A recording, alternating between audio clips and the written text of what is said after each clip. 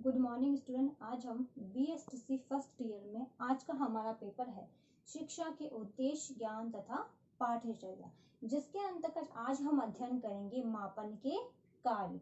पूर्व की कक्षा में हमने देखा था मापन और मूल्यांकन, यानी हम किसी भी चीज को कैसे माप सकते हैं और किस प्रकार हम मूल्यांकन कर सकते हैं, उसके बारे में मैंने आपको बताया था। आज हम देखेंगे मापन के कार्य। सबसे पहले हम देखते हैं कि मापन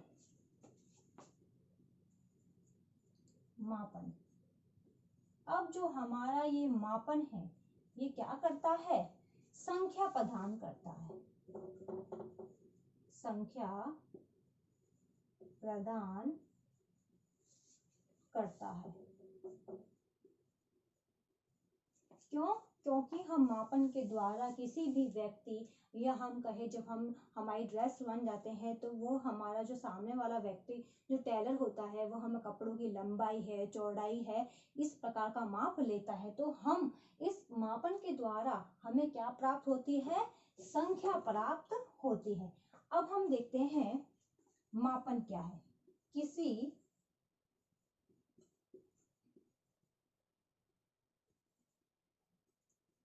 निश्चित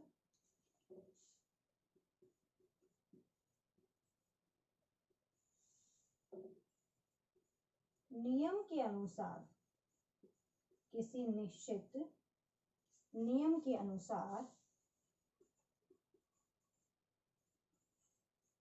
वस्तु या व्यक्ति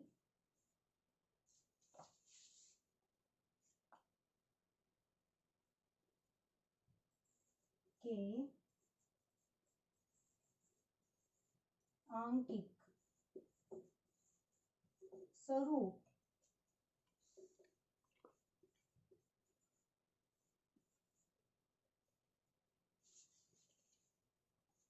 प्रदान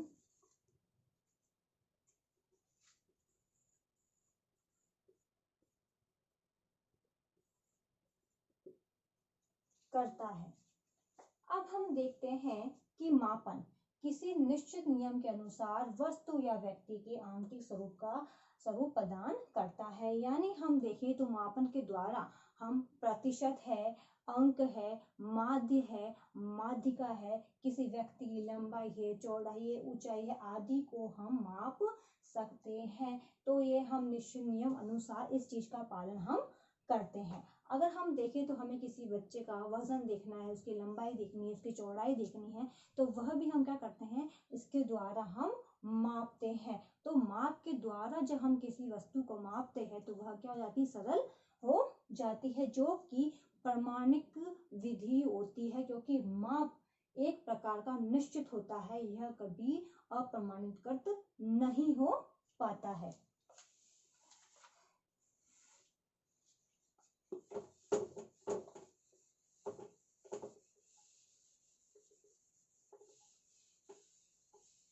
इसके अंतर्गत हम देखें तो हम मापन के द्वारा छात्र की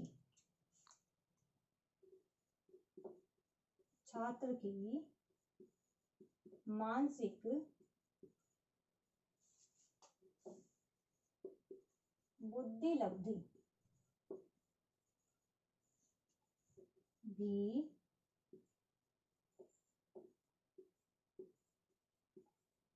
माप सकते हैं। तो हम मापन के द्वारा क्या कर सकते हैं? किसी भी छात्र की मानसिक बुद्धि लब्धि भी नाप सकते हैं कि छात्र की बुद्धि निम्न स्तर की है, उच्च स्तर की है, या सामान्य प्रकार की बुद्धि है। इस प्रकार से हम छात्र की बुद्धि भी माप सकते हैं। इसलिए हम मापन के द्वारा देखें तो हम किसी वस्तु, किसी व्यक्ति, नियम के अनुसार किसी भी चीज को हम मापने के बाद हम क्या करते हैं? इसका मूल्यांकन करते हैं। मूल्यांकन के बाद हमें किसी भी चीज का परिणाम हमारे पास आ जाता है। अब हम देखते हैं इसके कार्य।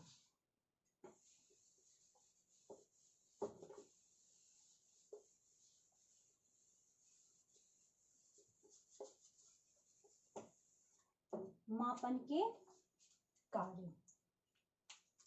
सबसे पहला कार्य है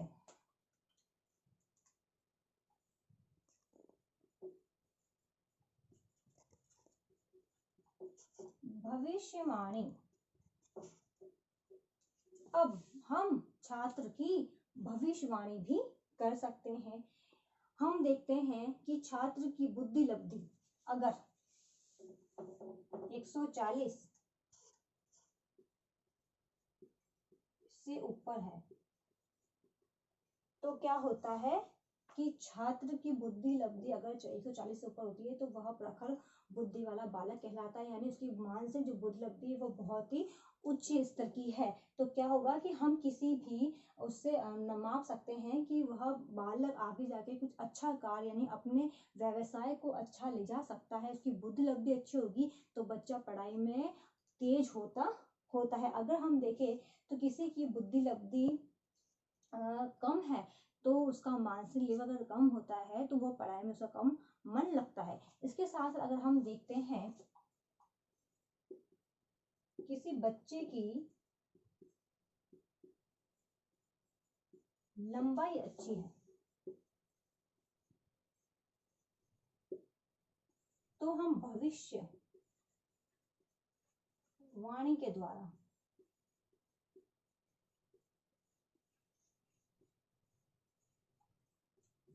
पता लगा सकते हैं कि वह खेल कूद में आगे जाएगा। अब हम क्या कर सकते हैं, अगर हमें पता है कि किसी छात्र की लंबाई अच्छी, क्योंकि हमने कई बार देखा है हमारे हम देखते हैं कि हमारे सामने कई प्रकार के व्यक्ति हमें दिखाई देते हैं, तो हम यही कहते हैं कि देखो इस लड़की की लंबाई बहुत अच्छी है तो उसे पुलिस वाला बनना चाहिए। तो हम उसकी लंबाई चौड़ाई के उसके माप के आधार पर हम बता सकते हैं कि अगर उसकी लंबाई अच्छी है तो उसे खेल कूद में जाना चाहिए, पुलिस में जाना चाहिए, सिपाही में जाना चाहिए। तो इस प्रकार की भविष्यवाणी एक शिक्षक बालक के प्रति रखता है। इसके साथ अगर हम देखते हैं तो जो मनोवैज्ञानिक और जो शिक्षक है वह भी ये मानते हैं कि भविष्यवाणी के द्वारा हम किसी भी छात्र का मापन अच्छे से कर सकते हैं। उनके द्वारा जब वो मापन किया जाता है तो भविष्य में छात्रों को अपना व्यवसाय चुनने का, अपनी रुचि अनुसार शिक्षण कार्य करने के लिए उनको प्रेरित किया जा सकता है।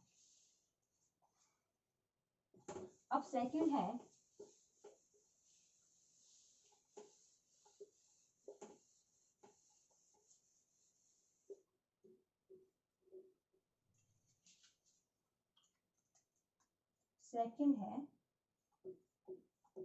तुलना।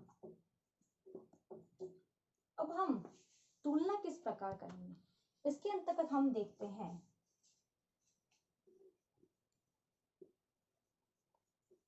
मापन द्वारा विद्यार्थियों,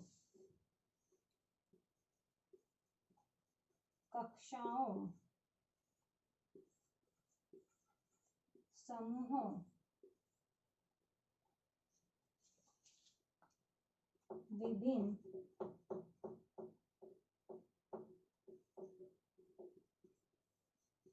शिक्षण नीतियों में तुलना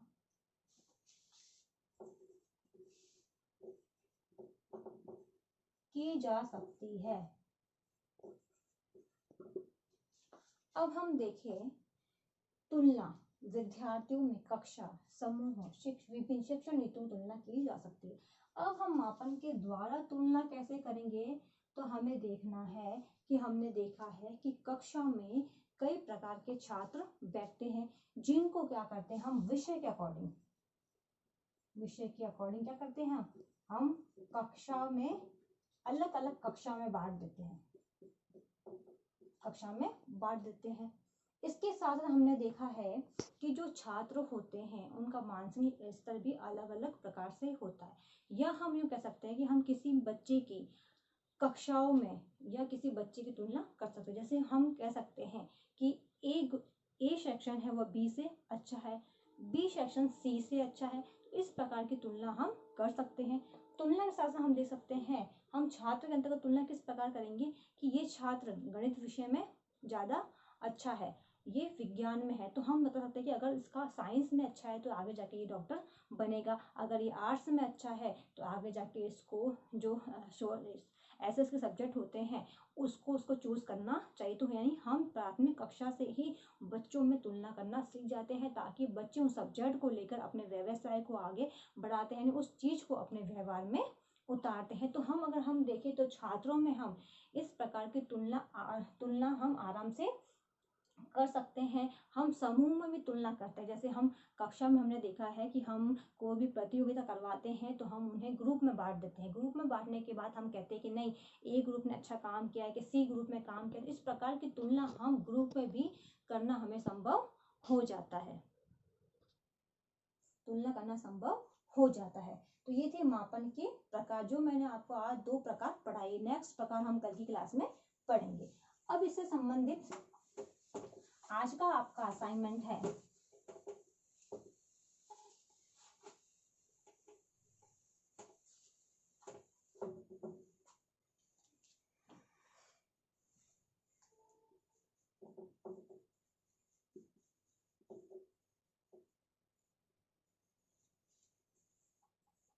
मापन के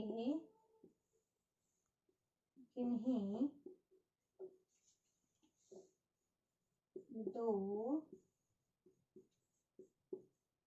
कार्यों को बताइए, कि मापन के किन्हीं 2 कार्यों को बताइए। क्वेश्चन आपको आपकी नोटबुक में उतारना है। अंत में विशेष बात, जैसा कि आप सभी को पता है कि देश में कोरोना जैसी महामारी बहुत फैल रही है, इससे सुरक्षित रहने के लिए आप मास्क लगाइए, हाथों को सैनिटाइजर करिए। यदि आप बाहर जाते हैं, किसी व्यक्ति के संपर्क में आते हैं तो कम से कम 6 फीट की दूरी बनाए रखिए, जिससे आप सुरक्षित रहोगे तो आपका घर भी सुरक्षित रहेगा। धन्यवाद।